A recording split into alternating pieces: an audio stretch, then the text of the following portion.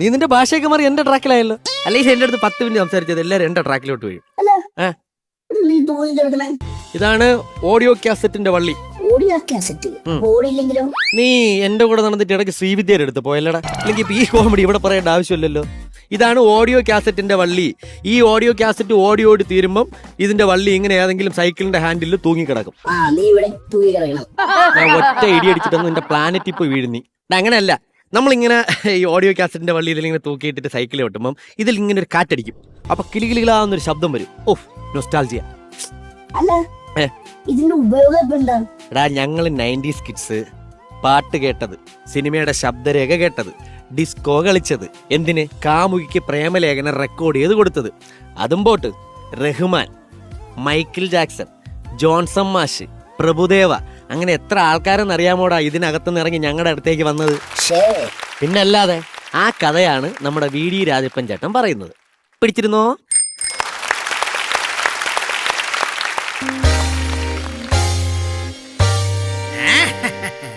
പ്രിയ കലാസ്നേഹിതരെ, ഇന്ന് ഞാനിവിടെ അവതരിപ്പിക്കുന്ന കഥയാണ് കാസറ്റ്.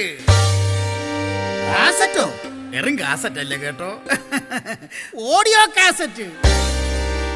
പള്ളി വലിച്ചൂരല്ലേ നാട്ടാരേ, ഉള്ളിൽ പേനയിട്ട് കറക്കരുതേ നാട്ടാരേ, അയ്യോ പള്ളി വലിച്ചൂരല്ലേ നാട്ടാരേ, ഉള്ളിൽ പേനയിട്ട് കറക്കരുതേ നാട്ടാരേ, അയ്യോ പള്ളി വലിച്ചൂരല്ലേ നാട്ടാരേ. മറിച്ചിട്ട് കേൾക്കാം, തിരിച്ചിട്ട് കേൾക്കാം, മറിച്ചിട്ട് കേൾക്കാം, തിരിച്ചിട്ട് കേൾക്കാം, അയ്യോ എന്നെ ഫംഗസ് ആക്കരുത് പള്ളി വലിച്ചൂരല്ലേ നാട്ടാരേ, ഉള്ളിൽ പേനയിട്ട് കറക്കരുതേ നാട്ടാരേ, അയ്യോ പള്ളി വലിച്ചൂരല്ലേ നാട്ടാരേ, ഉള്ളിൽ പേനയിട്ട് കറക്കരുതേ നാട്ടാരേ, അയ്യോ പള്ളി വലിച്ചൂരല്ലേ നാട്ടാരേ.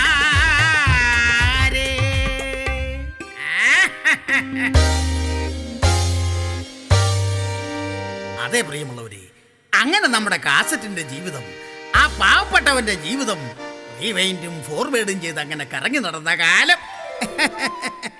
അവിടെ വെച്ചാണ് നമ്മുടെ കഥാനായികയായ കാസറ്റ് പെണ്ണിന് നമ്മുടെ കാസറ്റ് കണ്ടുമുട്ടിയത്. അങ്ങനെ അക്കാലത്ത് പുറത്തിറങ്ങിയ സൂപ്പർ ഹിറ്റ് പ്രണയഗാനങ്ങളിലൂടെ അവർ അവരുടെ പ്രണയ രഹസ്യങ്ങൾ കൈമാറി. അനുരാഗ പരവശയായ അവന്റെ മുന്നിലേക്ക് ദാ നമ്മുടെ കാസറ്റ് പെണ്ണ് അതാ നാടൻ കുടുങ്ങി നടന്നു വരികയാണ്. അതെ, മറ്റാരുമല്ല, നമ്മുടെ കഥാനായികയുടെ പേരാണ് നിസരി. നിസരിയോ? അതെ, നമ്മുടെ കഥാനായികയായ കാസറ്റ് നിസരി പെണ്ണ്.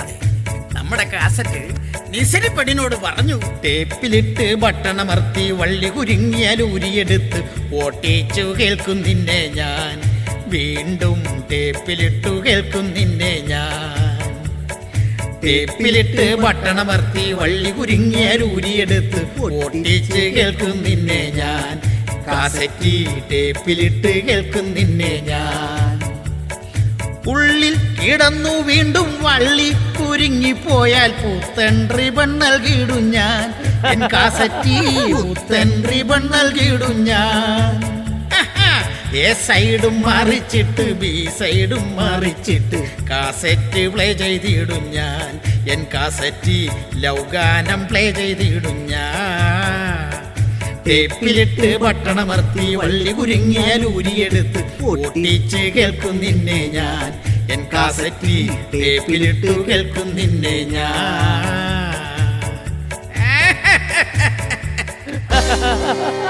അതേ പ്രിയമുള്ളവരെ, പുത്തൻ കവറിൽ നിന്നും ഇറങ്ങി വന്ന നമ്മുടെ കാസറ്റ് പെണ്ണിന്റെ എ സൈഡ് കണ്ട് നമ്മുടെ കാസറ്റ് ഞെട്ടി.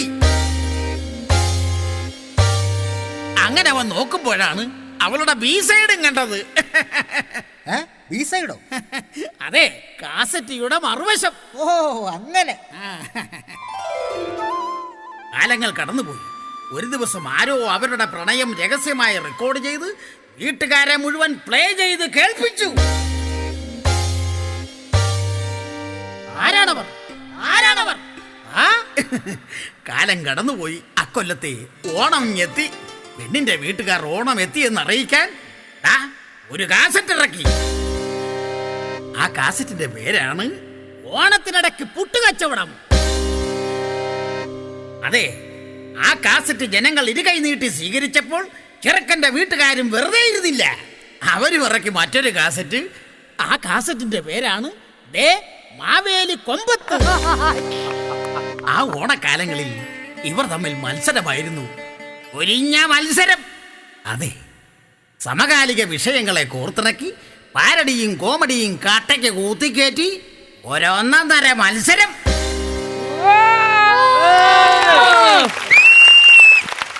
ഏടാ